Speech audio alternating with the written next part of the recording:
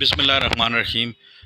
آج میرے ساتھ موجود ہیں سابق وفاقی پارلیمانی سیکرٹری جناب راجہ جاوید اخلاص صاحب، اور ان سے پوچھتے ہیں جو کرنٹ سچویشن ہے ملکی، خاص طور پر عدم اعتماد اور خاص طور پر جو مسلم لیگ نون کا جو 27-28 کا دو پروگرام ہے، تو اس سلسلے میں راج صاحب یہ بتائیں کہ آیا کہ عدم اعتماد کی تحریک جو ہے وہ کامیاب ہو رہی ہے؟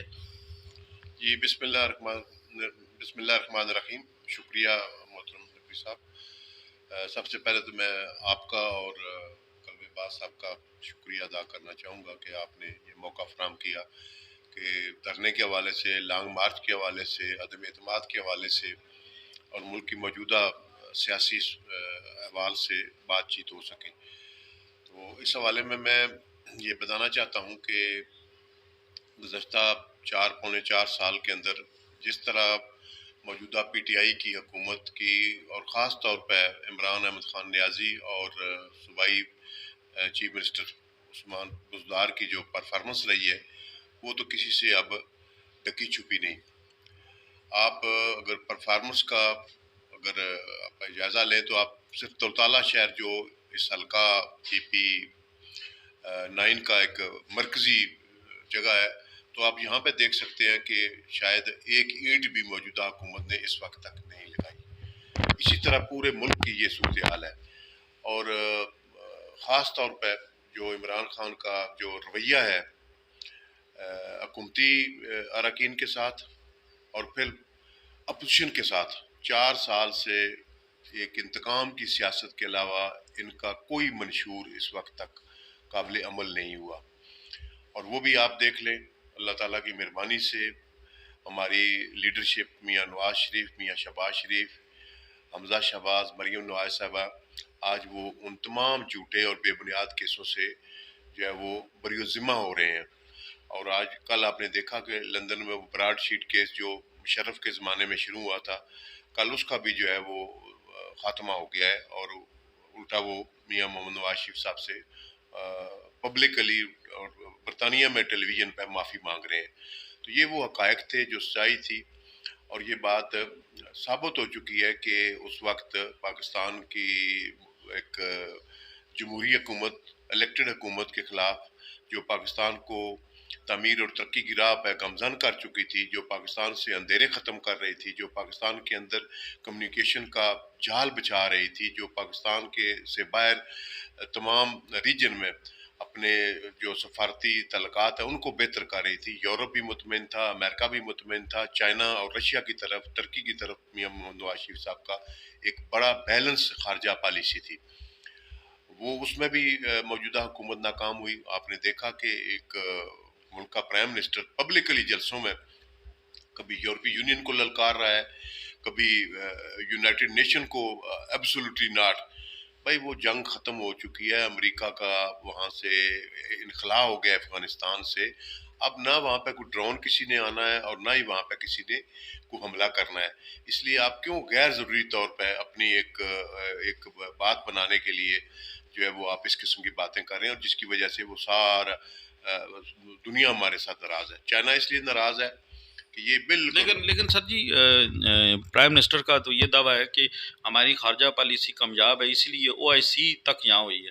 دیکھیں جی، او آئی سی کا یہ ایک 48واں اجلاس تھا، ظاہر ہے اس کی یہ آنر ہے، پاکستان نے ان کی جو ہے میزبانی کی، لیکن اصل میں وہ اجلاس وہ تھا جو ذوالفقار علی بھٹو صاحب کے زمانے میں ہوا تھا، جس میں تمام اسلامی دنیا کے سربراہان آئے تھے، اور وہ اجلاس تھا۔ یہ تو ایک اجلاس ٹھیک ہے، اس میں پاکستان کی عزت افزائی ہوئی ہے، لیکن اس میں آپ دیکھیں نا کوئی خاطر خواہ فیصلے نہیں ہوئے۔ لیکن آپ جو گراؤنڈ ریالٹی ہے وہ یہ ہے کہ چائنا ہم سے اس لیے ناراض ہے کہ جو سی پیک، جب چائنا نے پاکستان کا ہاتھ پکڑا تو اس وقت پاکستان میں شدید مالی مشکلات کا شکار تھا، پاکستان کے اندر اندھیرے تھے، پاکستان کے اندر تعمیر اور ترقی کا سلسلہ رک چکا تھا۔ تو وہ چونکہ پاکستان کے ساتھ چین کی دوستی بڑی دیرینہ ہے، اور پھر ایک لیڈرشپ کے ساتھ ان کی اپنی امنگئی اور ایک اسٹرینتھ جو ہے وہ بھی بڑی مضبوط تھی۔ وہ آپ نے دیکھا کہ $46 بلین کی وہ انویسٹمنٹ یہاں پہ آئی، اور موصوف جو ہے موجودہ وزیر اعظم جو ہے وہ धरना ले कर बैठ गए इस्लाम आबाद के अंदर डी चौक के ऊपर, ताकि ये दौरा जो है सबुटाज हो। लेकिन मैं समझता हूँ कि ये अल्लाह का फजल है कि चीन पाकिस्तान की दोस्ती बड़ी गहरी बुनियादों पर मजबूत थी, वरना एक दफ़ा दौरा कैंसिल होने के बाद दोबारा इस किस्म के मुल्क वो दौरा नहीं करते। लेकिन उनकी लॉन्ग टर्म पॉलिसी है, पाकिस्तान के साथ उनके तल्लुकात हैं, तो वो उन्होंने दोबारा दौरा किया। और फिर आप देख लें मुल्क के अंदर मोटरवेज, हाईवेज, मेट्रोज और बिजली के कारखाने लगे। अभी एक बहुत बड़ा प्रोजेक्ट जो शुरू होना था हमारा ML1 रेलवे का, वो सबोटाज हो गया। कि वो, बल्कि मैंने असेंबली की फोरम पे जवाब दिया था एक रेफरेंस पे कि 20 सितंबर तक ये 1400 किलोमीटर का जो ट्रैक है पेशावर से लेकर कराची तक या जहाँ तक भी जाना था, 1450 किलोमीटर, ये मुकम्मल हो जाना था। आज वो शुरू ही नहीं हो सका। तो ये सारी बातें जो है ये पाकिस्तान के मफाद के खिलाफ थी। आज मैं समझता हूँ कि जितनी भी अपोजिशन की जमातें हैं वो भी, और ख़ास तौर पर जो हुकूमती अलाइज थे जिसमें PMLQ थी, जिसमें MQM थी, जिसमें और रीजनल जमातें थीं, इलाकाई सूबाई जमातें थीं, वो सारी, क्योंकि एक भी कमिटमेंट इमरान खान ने किसी भी सूबे के साथ पूरी नहीं की। आप कराची का देख लें, वहाँ पे 1600 अरब रुपए के पैकेज अनाउंस हुए, लेकिन सिर्फ एक मनसूबा मुकम्मल हुआ जो नवाज शरीफ साहब ने जो ग्रीन लाइन के हवाले से जो 90% मुकम्मल हुआ था। आज जाकर कुछ 4 महीने पहले वो मुकम्मल हुआ है 4 सालों में। तो परफॉर्मेंस की बुनियाद पर तो ये बिल्कुल मुकम्मल तौर पर नाकाम हो चुके हैं, जिसकी वजह से इनके अलाइज भी इनको छोड़ चुके हैं, और ख़ास तौर पर इनकी पार्टी के अंदर जो है ये डिफेक्शन हो चुकी है। कम अज़ कम 20 से 25 अफराद मौजूदा मेंबरान कौमी असम्बली वो अपनी सीटें छोड़ने के लिए तैयार हैं, वो इस्तीफे देने के लिए तैयार हैं। तो ये तो इनकी इतनी बड़ी जो तादाद है उसमें नाराज़गी की बड़ी वजह क्या हो सकती है? बड़ी इसका पॉलिसी से इख्तलाफ और उसका रवैया जो है सबसे बड़ी इनकी नाराफ की या नाराज़गी की यही वजह है। आप देखें अपोजिशन और हुकूमत ये एक दो पहिए होते हैं। जब तक ये दोनों मिलकर काम ना करें, अपोजिशन का अपना एक रोल है, हुकूमत का अपना रोल है। लेकिन जो लीडरशिप जो है जिस तरह इमरान खान ने 4 सालों में बैरूनी फोरम्स पे, पाकिस्तान के अंदर तो कोई एक तकरीर उठाकर सुन ले, चोर डाकू के अलावा इसका कोई और जो है वो लफ्ज़ ये नहीं कहता, हाथ मिलाने के लिए ये तैयार नहीं। और आप देखें कि अब इसके अपने जमात के अंदर कितने स्कैंडल्स आए हैं। आप सबसे पहले देखिए कि आप इसका चीनी स्कैंडल आया, उसमें अरबों रुपए हड़प किए गए। इसके अलावा आप देखें कि जब दुनिया में ऑयल प्राइसेस जीरो पे आ गई थी तो पाकिस्तान में लाइनें लग गई थी। ये बहुत बड़ा स्कैंडल है कि पाकिस्तान की अवाम की जेबों पे कई 100 अरब का डाका डाला गया। और इसी तरीके से LNG, जिसमें हमारे साबका प्राइम मिनिस्टर शाहिद खाकान अब्बासी साहब, जिन्होंने 2 टर्मिनल मुकम्मल किए, और तकरीबन 100 किलोमीटर लाइन जो कराची से शुरू होकर जो पेशावर तक जानी थी वो रहीम यार खान तक मुकम्मल हुई। आगे उस पर भी काम नहीं हो सका। और इन्होंने वो सौदे जो जो जो मुख्तलिफ ममालिक से पाकिस्तान मुस्लिम लीग नून के दौर में 6 या 7 डॉलर पे हुए, आज ये 30 और 25 डॉलर पे कर रहे हैं। तो रेफरेंस तो या जो अपना नैब का तो इन पे हाथ डलना चाहिए था। लेकिन चूंकि न्याजी गठजोड़ है, इस हवाले से आप बाकी मामलात में देखें कि जो प्राइम मिनिस्टर ये कहता था कि अगर डॉलर 1 रुपया ऊपर मजबूत हो जाए और रुपया अगर गिर जाता है तो फिर वो मुल्क का वज़ीर आज़म चोर है। लेकिन आज तक देखें जितने इसने वो अपना कमीशन बनाए उन सब की रिपोर्ट्स मौजूद हैं। आटा स्कैंडल में मौजूद है, गंदम स्कैंडल में मौजूद है, पेट्रोलियम स्कैंडल में मौजूद है, ये बिजली के हवाले से मौजूद हैं, गैस के हवाले से मौजूद हैं। किसी एक रेफरेंस में मेट्रो पेशावर का मौजूद है, स्टे पे स्टे चल रहा है। इसका अपना केस जो फॉरेन फंडिंग केस है वो क्रिस्टल क्लियर है कि इन्होंने ऐसे ऐसे ममालिक से जहाँ जिनके साथ पाकिस्तान का कोई पासपोर्ट भी नहीं या पाकिस्तान की कोई सफारती तल्लुकात नहीं, इसराइल समेत हिंदुस्तान समेत इसकी फंडिंग हुई है, उस केस को भी 7 साल से ये स्टे आर्डर पर चला रहे हैं। तो ये रियासत मदीना का नाम लेने वाले, मैं समझता हूँ कि इसका दूर दूर तक रियासत मदीना के साथ ताल्लुक नहीं। और एक बंदा, लोगों को उम्मीद थी, लोग इसके साथ चले और फिर तमाम अदारों ने इसको सपोर्ट किया। वो RTS बंद हुआ, वो सारा एक लंबी कहानी है, अब उसमें मज़ीद इतना वक्त नहीं है। लेकिन वो मौजूदा प्राइम मिनिस्टर हैं, ये एक्सपोज हो चुके हैं। अब मैं समझता हूँ इस पे इनके अपने भी जो है वो एतमाद नहीं करते। اور یہی وجہ ہے کہ آج دیکھیں نا، ایک اگر جمہوری انداز میں یہ تو کہتے تھے کہ اگر 10 لوگ آ کر مجھے کہہ دیں، اور ان کے اپنے بیانات موجود ہیں جب انہوں نے ووٹ کا کانفیڈنس لیا کہ آئیں بھائی اسمبلی کے اندر آئیں، جو ممبر جو ہے وہ مجھے ووٹ نہیں دینا چاہتا، پسند نہیں کرتا، وہ میرے مخالف ووٹ دے، میں اس کی عزت کروں گا۔ آج دیکھیں یہ ممبران کے ساتھ کیا سلوک ہو رہا ہے، ان کے ساتھ گھیراؤ کا، ان پہ بے بنیاد الزام۔ جو شاہ صاحب نے بڑی خوبصورت بات، انہوں نے کہا جی مجھے ذاتی طور پہ پتہ ہے کہ کوئی پیسے کا لین دین نہیں ہوا، یہ لوگ اس کی ناراض تھے، اس کی پالیسیوں کی، اس کے رویے کی وجہ سے۔ تو اس قسم کے بے بنیاد الزام لگا کر کبھی ان کے گھروں کے گھیراؤ کر رہے ہیں، کبھی ان کو معافی کا اعلان کر رہا ہے، یعنی بہت ہی ڈسپریٹ قسم کا اس کا ایٹیچیوڈ ہے، جس کی وجہ سے آج دیکھیں نا جی، آج یہ جو جلسے یا دھرنے ہو رہے ہیں ان کی ضرورت نہیں سی۔ یہ اسمبلی میں ایک سمپل معاملہ ہے، آپ کے خلاف ایک نو کانفیڈنس موو آئی ہے، آپ اس کو فیس کریں۔ اپوزیشن نے کہا جی ہم 172 173 بندے پورے کریں گے، یا اگر آپ میں ہمت ہے تو اجلاس بلائیں اور آپ 173 آدمی کا ووٹ آف کانفیڈنس لے کر جو ہے نا وہ آ جائیں۔ آج دیکھیں کہ یہ ایک بیانیہ بنا رہا ہے پبلک کے اندر جانے کے لیے۔ خاص طور پہ ہمیں یہ نہیں اعتراض کہ اس نے رشیا کا دورہ کیوں کیا، لیکن دیکھیں جب اس نے یورپی یونین کو للکارا، تو یورپین یونین وہ ہے کہ جہاں پاکستان کی 15 سے 20 بلین ڈالر کی ٹریڈ ہے آپ کی ٹیکسٹائل کے حوالے سے، ساری آپ کی مصنوعات یورپ میں اور یورپی یونین میں جا رہے ہیں۔ رشیا کے ساتھ تو ہماری برائے نام بھی کوئی نہیں ہے۔ تو یہ اس قسم کی جو ہے نا، یہ ایک پروگرام کے تحت، ایک پلاننگ کے تحت، ایک منصوبہ بندی کے تحت یہ پرائم منسٹر جو ہے نا یہ پاکستان کو کمزور کر رہے ہیں۔ پاکستان کے اندر کے مسائل آپ کو پتہ ہے، غریب کا جینا تو بار ہو گیا ہے، اور اسی طریقے سے انٹرنیشنل کمیونٹی کو بھی اس نے ناراض کیا ہے، جو پاکستان کے لیے بہت ہی میں سمجھتا ہوں مسائل پیدا ہو چکے ہیں۔ اسی لیے شہباز شریف صاحب نے پچھلے دنوں پریس کانفرنس میں کہا کہ اب جتنا مسائل کی دلدل میں اس نے ملک کو پھنسا دیا ہے، اس کو مسائل کی دلدل سے نکالنے کے لیے ایک قومی حکومت، ایک قومی سوچ جو ہے اس کا مظاہرہ کرنا پڑے گا۔ انتہائی محنت اور مشقت کے ساتھ، آنیسٹ اور دیانتداری کے ساتھ جو ہے اس ملک کے معاملات کو دیکھا جائے گا، تب یہ جا کر ملک جو ہے اس کرائسس سے نکل سکتا ہے۔ ملک کے اندر آپ لا اینڈ آرڈر دیکھیں، بارڈرز پہ آپ دیکھیں کیا سچویشن ہے۔ تو یہ وہی دہشت گردی تھی جس کو میں سمجھتا ہوں ہماری لا انفورسمنٹ ایجنسیز نے، پاکستان کی فوج نے، پاکستان کے دوسرے دیگر اداروں نے، رینجرز نے، پاکستان کی پولیس نے ہزاروں کی تعداد میں، اور پاکستان کے عوام نے قربانیاں دے کر یہ 2018 تک یہ جو دہشت گردی کا جن ہے یہ بوتل میں بند ہوا تھا۔ آج پھر وہ سر اٹھا رہا ہے، اور یہ میں سمجھتا ہوں کہ اس لحاظ سے لمحہ فکریہ ہے۔ اب اس کا جانا جو ہے یہ اس ملک کے بہترین مفاد میں، اگر یہ سروائیو خدا نخواستہ کرتا ہے تو پھر میں سمجھتا ہوں کہ اس ملک کے یہ حصے بکھرے کر دے گا۔ دیکھیے اب سوویت یونین یا رشیا کس وجہ سے ٹوٹا ہے؟ مالی مشکلات کے، اکنامک کرائسس کی وجہ سے۔ آج پاکستان وہی فیس کر رہا ہے۔ آپ دیکھیں نا کہ کس طریقے سے پاکستان کے ابھی جو فارن ایکسچینج ریزرو ہے وہ آئے دنوں بلین ڈالر سے آج 15 بلین ڈالر پہ آ چکے ہیں۔ جو ٹریڈ ڈیفیسٹ ہے وہ بڑھتا جا رہا ہے، بجلی کی قیمتیں لوگوں کی ریچ سے باہر ہے، کوئی فارن انویسٹمنٹ نہیں آ رہی، ملک کو اس نے گروی رکھ دیا ہے آئی ایم ایف کے حوالے سے۔ آپ اس کی دیکھیں نا، اس کی اب صرف ایک بات پہ کہہ دیں، میں آپ فیصلہ کریں کہ جو کہتا تھا کہ اگر میں آئی ایم ایف میں جانے سے بہتر ہے کہ میں خودکشی کر لوں، آج اس نے پورا ملک جو ہے نا، پورا مالیاتی سسٹم آئی ایم ایف کے حوالے کر دیا۔ یہ ہے وہ تضاد جو قول اور فعل میں ہے اس کا۔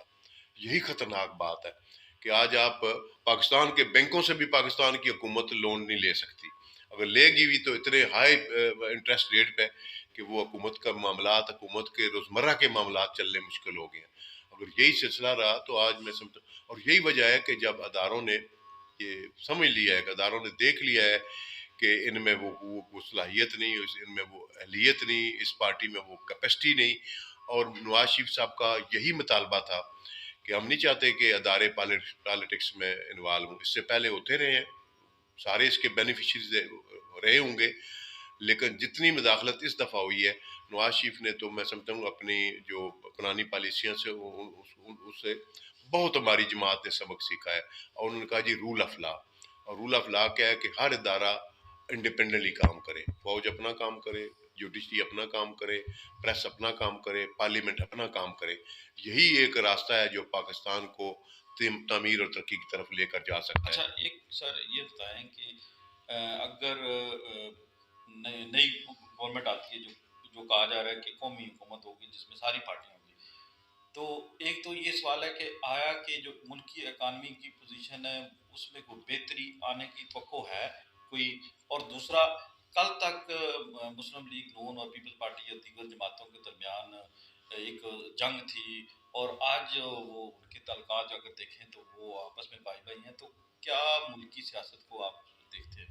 دیکھیں جی کہ آپ نے بڑا اچھا سوال کیا کہ پہلی بات تو یہ ہے کہ اب جو روڈ میپ جو ہمیں نظر آ رہا ہے بظاہر، یا جس کو جو ایک مناسب ہے، وہ یہی ہے کہ عدم اعتماد کے بعد ایک گورنمنٹ فارم ہوگی، اور اس میں یہی طے ہو رہا ہے کہ جتنا جلد ممکن ہو سکے 2 مہینے یا 3 مہینے کے بعد جو ہے یہ جنرل الیکشن آ جائیں، فریش مینڈیٹ عوام کو ایک فری اینڈ فیئر ماحول دیا جائے. عوام جس کو بھی ووٹ دیں، پیپلز پارٹی کو دیں، پی ٹی آئی کو دیں، پی ایم ایل این کو دیں، باقی جے یو آئی کو دیں، یا جو بھی پاکستان کی جماعتیں ہیں، جس کو بھی پاکستان کے عوام کا اعتماد حاصل ہو، وہ اس ملک پہ اپنا جو ہے وہ اپنی حکومت قائم کرے، وہ ڈلیور کرے، اور جو اب دے بھی وہی ہو. اس کے علاوہ کوئی حل نہیں کہ جس وقت تک 5 سال کا فریش مینڈیٹ نہیں ملتا اس وقت تک ان مسائل سے چھٹکارا ممکن نہیں. وقتی طور پہ 2-3 مہینے کے لیے کچھ جو اصلاحات ہیں، کچھ انہوں نے جو بیڈ لیجسلیشن کی ہے الیکشن کمیشن کے حوالے سے اور دیگر حوالوں سے، اس پہ دیکھیں نا، انہوں نے کہا جی کہ اوورسیز کو ووٹ کا حق دیتے ہیں، لیکن آج تک پریکٹیکلٹی اس میں جو ہے وہ موجود نہیں ہے. اسی طریقے سے وہ جو مشین کے ذریعے ووٹنگ ہے، وہ بھی ان کے پاس کوئی انتظام ہے. الیکٹرانک مشین، وہ بھی سب ایک اعلانات ہی ہیں. جس طرح یہ تھا کہ $200 ارب لے آئیں گے اور 100 ارب عوام پہ خرچ کریں گے، کوئی ایک بھی وعدہ ان کا. پیٹرول جس طرح وقت وہ کہتے تھے کہ ہم 76 روپے تھا پاکستان مسلم لیگ نون کے دور میں، یہ کہہ رہے تھے 40 روپے کا ہونا چاہیے. آج دیکھیں نا 150 سے بھی کراس کر چکا ہے. تو یہ اس کی کسی بات پہ اب کوئی یقین کرنے کے لیے تیار نہیں. دوسری یہ ہے کہ جماعتوں کے اندر ہر جماعت کا اپنا ایک مینیفیسٹو ہے، اپنا ایک رول ہے، اور اس بات میں تو کوئی دو رائے نہیں کہ اس موجودہ اس برائی کو ختم کرنے کے لیے اتحاد ہوا ہے.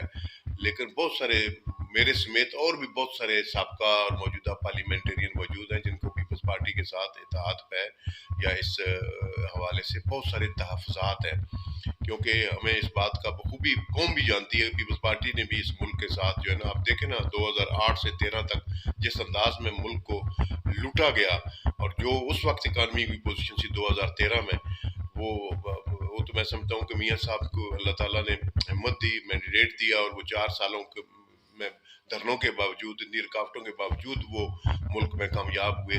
اور یہی وجہ ہے کہ آج پورے ملک کے اندر اور پنجاب کے اندر آپ دیکھیں کہ پاکستان مسلم لیگ نون کی طرف لوگ جو ہے وہ دلچسپی لے رہے ہیں. اور میرا ایک سیاسی کارکن کے طور پہ میرا کبھی یقین ہے اس بات پہ کہ جب بھی اب الیکشن ہوں گے، پاکستان کے عوام نے ساری جماعتوں کو آزما لیا ہے، ساری جماعتوں کا کچا چٹا ان کے سامنے ہے، بیلنس شیٹ سب کے سامنے ہے، اور موجودہ حکومت کی بھی سب کے سامنے ہے. تو اگر اس تناظر میں پاکستان کے عوام فیصلہ کریں گے تو میں یقین کے ساتھ کہہ سکتا ہوں کہ میاں نواز شریف صاحب اس دفعہ 2/3 اکثریت سے بھی زیادہ مینڈیٹ لے کر انشاءاللہ آئیں گے، اور جہاں تعمیر اور ترقی کا سلسلہ رکا تھا انشاءاللہ تعالی وہیں سے ہم آغاز کریں گے. ایسا مجھے پتہ ہے کہ آپ کی مصروفیت ہے اور مہمان آپ کے بیٹھے ہوئے ہیں.